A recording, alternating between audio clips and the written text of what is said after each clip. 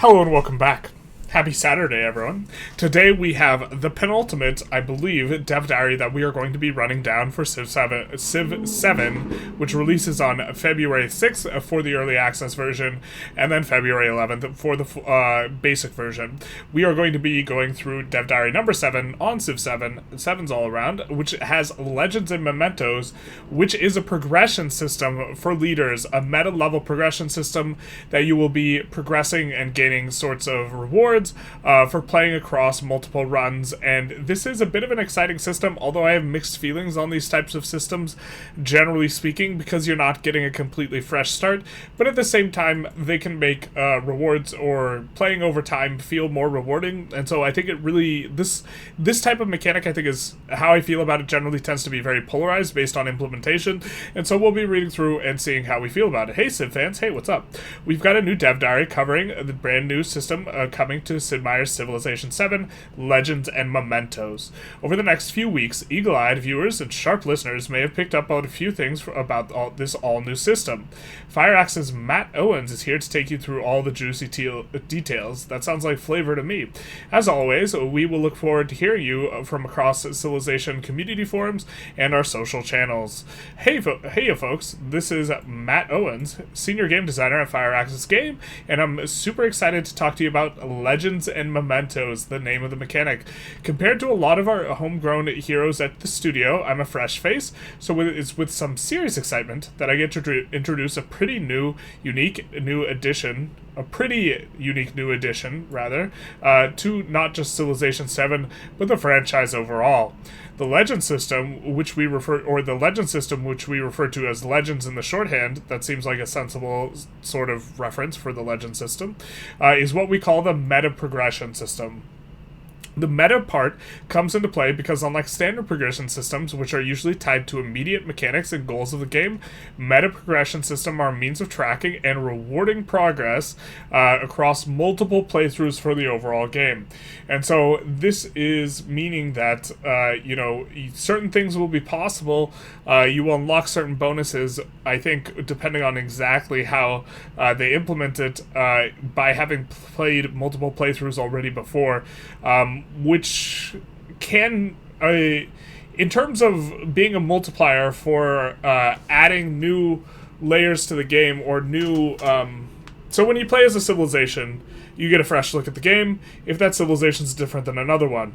When you play as a leader, you get another fresh look at the game, and so you kind of multiply the number of leaders by the number of civilizations those leaders can access, and you will have this many fresh looks at the game.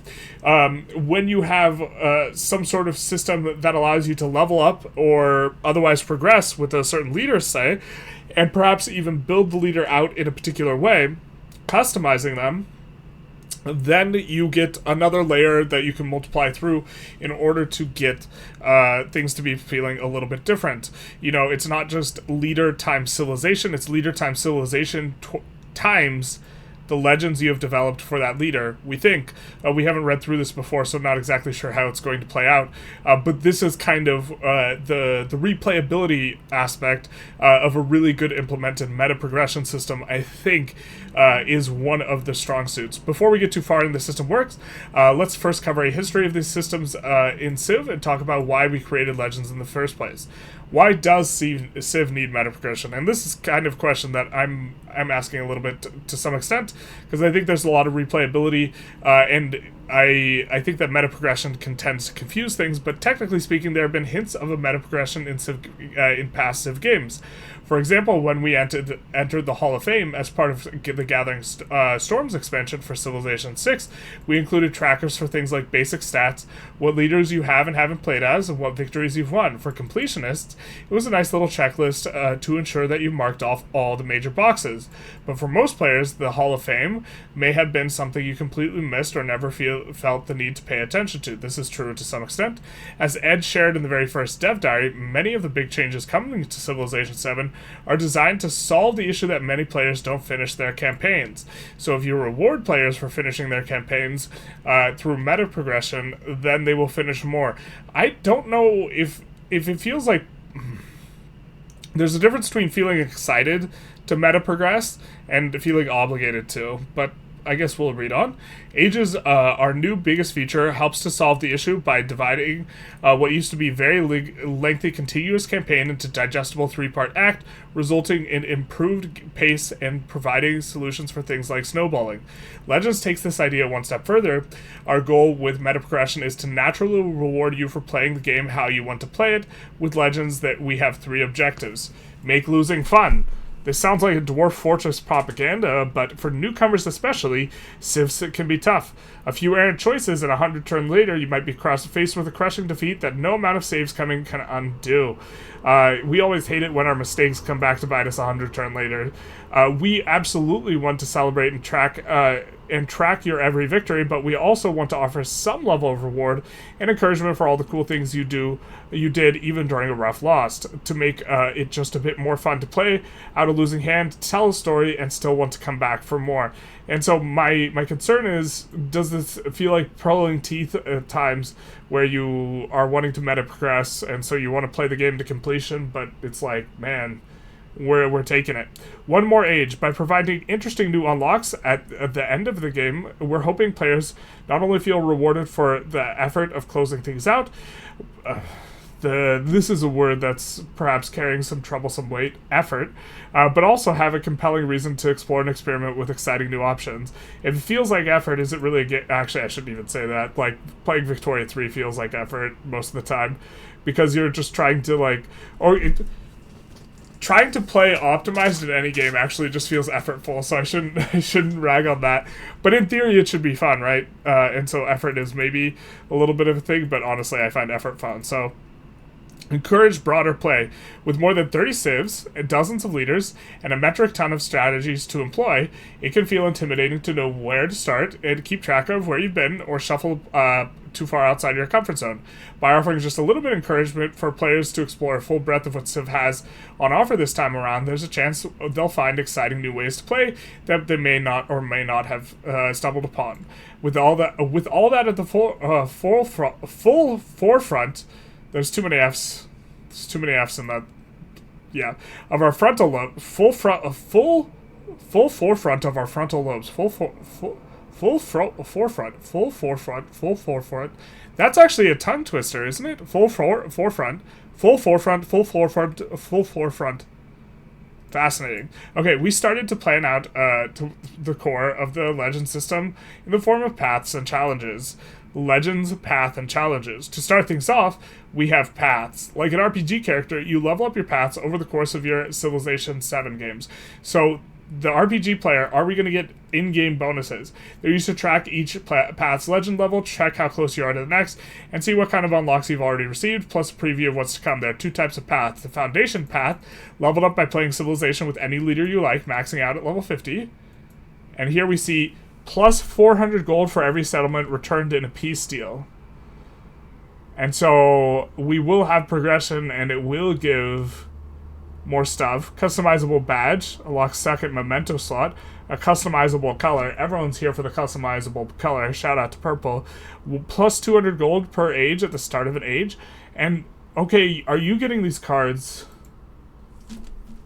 Is the AI getting the same cards as you, or are you just getting an advantage over the AI? The interplay, the struggle between playing against the AI and, like, wanting the AI to be more difficult and, like, wanting to achieve bonuses is a weird sort of tension. But, okay, the Foundation path, any leader. And then we have the leader path, is leveled up by playing as individual leaders, with each leader having its own distinct 10-level track. And so, okay, we see, why don't we open an image in a new tab here? And we see that we're taking a look at big old Big Ben, Mr. Franklin himself. We can see distinctly far and near, gain 50 influence after researching tech, civic mastery. That seems good. Plus 25% relationship from starting supporting endeavors, minus 25% relationship from starting sanction or rejecting endeavors. See, I do like this one, because this is like a playstyle thing where you're getting both a bonus and a malice. As Benjamin Franklin, access new exploration legacy card, plus 15% influence, minus 2 combat strength for naval units. Honestly, that's the type of card I like. As Ben Franklin, access a new card, 15% science, minus 15% culture, or minus 10% culture. The ones where there's a trade-off, I think I generally am going to be more happy with than I think ones that just straight up make the game easier. We see extra science towards reaching tech masteries, and then a customizable badge, shout out. But okay, to level up a path, you need to learn Legends XP through challenges. Just like paths, there are foundational challenges and leader challenges, quests and objectives for completion. This part I do find fun, and maybe you have to reward in-game sort of bonuses for this to feel rewarding. By accessing the challenges log, you'll be able to see a breakdown of the different leaders, categories, and accomplishments you've achieved or still have on the docket. Of note, completing challenges is the only way to earn Legend XP and contribute to the path. So you have to complete challenges. Just playing them over and over and over and over and over and over and over again will not do it. But once we've completed the challenge, is it be completed forever? Soon to be revealed, you tease. But we do see several of, kind of the playable characters. Ahsoka, World Renouncer, Augustus, Benny, Catherine the Great, Charlemagne, Confucius, Harriet Tubman, hell yeah, brother. And we do see various bonuses to be received as Amina, who is the person at the very top here. I assume you could only unlock these once, and then they're just unlocked, and you have to try and get all of them. Rewards and mementos. So what do you actually get for leveling up across the foundation path and leader paths? As I mentioned earlier, with our goal of Legends is naturally rewarding for you to play the game how you want to play it. Well, you're also wanting us to play for achievements, which I don't necessarily have a problem, but feels less soundboxy. We wanted to strike a balance between providing rewards that feel meaningful, so you have to kind of give bonuses. I like the combination of bonuses and malices that are somewhat equivalent, that encourage more polarized gameplay, but aren't so essential that you may feel forced to engage in the system. Thus, we have two main categories of rewards that you can earn: cosmetic collectibles and mementos. For cosmetic collectibles, no, we aren't talking about letting your leaders wear a variety of funny hats. No, boo. These are light touch rewards within the customized screen, allowing you to modify a neat player card with a few new unique elements. Those elements include badges, banners, titles, as well as borders with background colors from most of your recently played leader. Okay. And then we see, I guess that's some of this stuff, like the background here. Your player card will appear in the main menu and will be shown off to other players in places like the multiplayer lobby. Plus, in the customized screen, itself serves as a nice trophy case for your shiny achievements, letting you know exactly how and when to unlock every one of the collectibles not fully yet within your grasp. Mementos, on the other hand, are probably the biggest addition earned through Legends. Essentially, mementos are equipment that you can attach to your leader's open memento slots during game setup. Like a piece of gear on an RPG character, mementos provide a broad array of bonuses when equipped. Yeah, it's equipped, not equipped. I'm bad with that mistake. Every leader has a maximum of 2 memento slots, with nearly 100 unique mementos you can earn. So I think I like the system more with the heavy-handed restrictions, so you can earn a bunch of different playstyles, but the overall bonus you'll receive in terms of power level won't necessarily be high. Civilization 7 is ripe with opportunities, and this will also give you the same kind of multiplier we were talking about earlier, where, you play as a different leader, and then you play within that leader. You can get 2 different mementos with 100 different combinations, so you could probably play, wow, that's a lot of combos. That's 30 leaders, or is it 30 civs, like 15 leaders? That's 450, but each one of these is going to have like 100 times 99 possible combinations.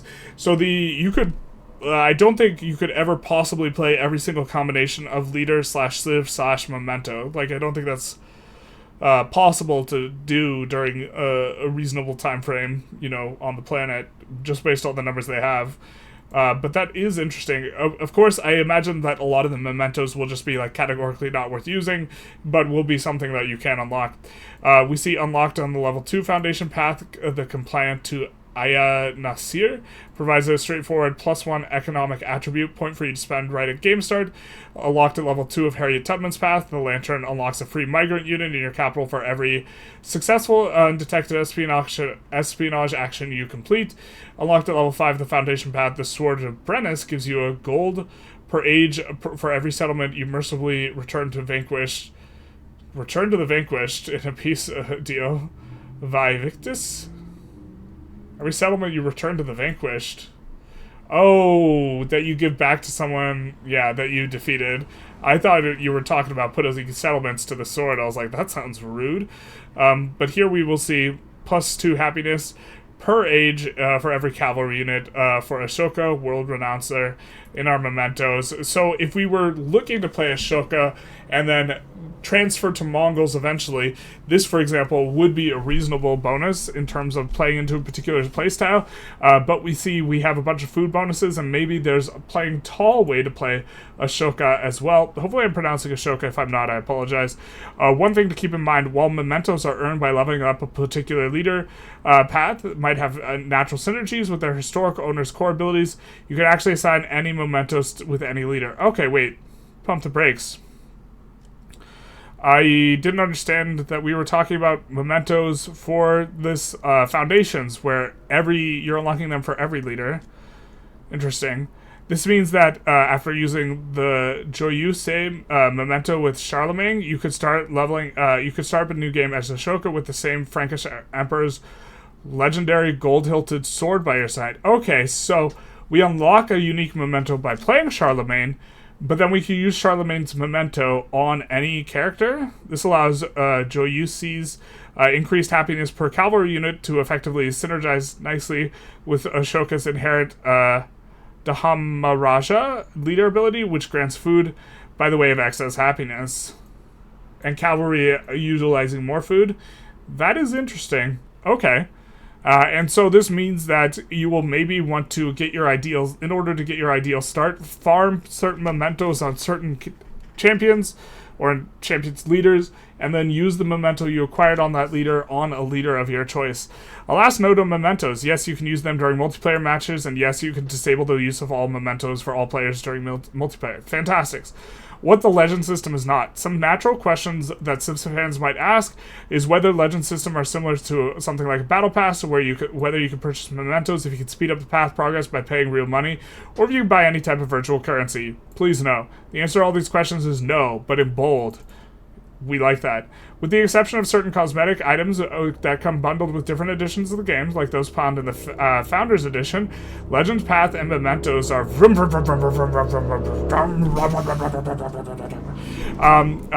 an inherent part of Civilization 7. All the rewards will be earned purely only by playing the game, doing things that comes natural to most players anyways. For those of you who didn't understand, I was bumming over the sound of the loud car outside if you didn't hear it. Build the pyramids as Egypt. That's progress. Hell yeah, brother. Fulfill military agency path in antiquity as Rome. Easy progress. The paths themselves are always there with no time limit, no expiration date, or no FOMO, just tracking cool things you do with different leaders across your playthroughs and giving you cool stuff along the way. I really do like that this is not... I like the two little bonuses thing, and I like the mixing and matching a lot, and I like that it can give a different play style to a bunch of different countries based on you unlocking things, and you can also get to... Theory crafting is, like, really, really what's fun for me in games, just generally speaking. Like, thinking about the game more than playing the game is often more fun, and this will give a lot of different things to think about because you could think, well, what's the best memento combination? How are we going to do this? How are we going to rumble? And this is very exciting, actually. You know, we started this with a little bit of trepidation, you know, because I have mixed feelings about these things. I'm glad that the bonuses don't seem super extreme. I'm glad it's not like you're leveling up a leader to level 30, and then the leader is, like, good and, like, this type of thing, and instead it seems this nice little note to put on things. You'll get probably decent mementos fairly early on, and then you'll be able to equip them, you know, or if you don't know how to say equipped, you could equipted them, but this will be Nice because you will not feel like you're playing underpowered necessarily from the start, but you'll still gain customizability as time goes on. Let's hear their final words though. Legends is our attempt to recognize in a comparatively minuscule fashion the tremendous time and effort and care that so many Civ fans have already gone into games over the course of a truly unfathomable number of campaigns. It's our way of saying thanks for playing the heck out of Civ. Aww. As we get closer and closer to Civilization 7, fans should know that this is a game we plan to support well beyond the February 11th launch, or earlier if you have the premium version of the game, as the game, or like the founder pack or whatever. As the game grows, so too will Legends, as new paths, new challenges, and new rewards open up for every leader. We'll add post-launch, plus new challenges where it makes sense for civs and more. But this is also exciting because even civs that you play, if there's a new memento combination, right, that is acquired on a new civ, like let's say when Hannibal Barca becomes a leader, because he probably should be one on release, but we'll see how that shakes out. But when he becomes a leader, right, then he will have a different memento, and maybe you want to use that memento on, the inferior general of antiquity, Alexander.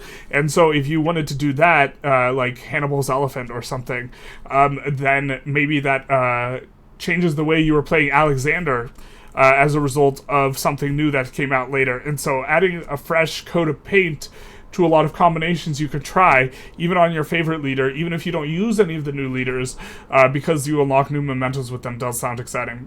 We'll be taking a close look at exactly how you end up using all your mementos, and we have some plans to introduce new elements to keep that space fresh. Like William mentioned here before, this is new space for Civ, and we want to build the system along with the Civ community to make it feel like yours. But that's all for now. There's a long and short for the Legend systems. That's the long and short. Is there really the long? You didn't show us a bunch of...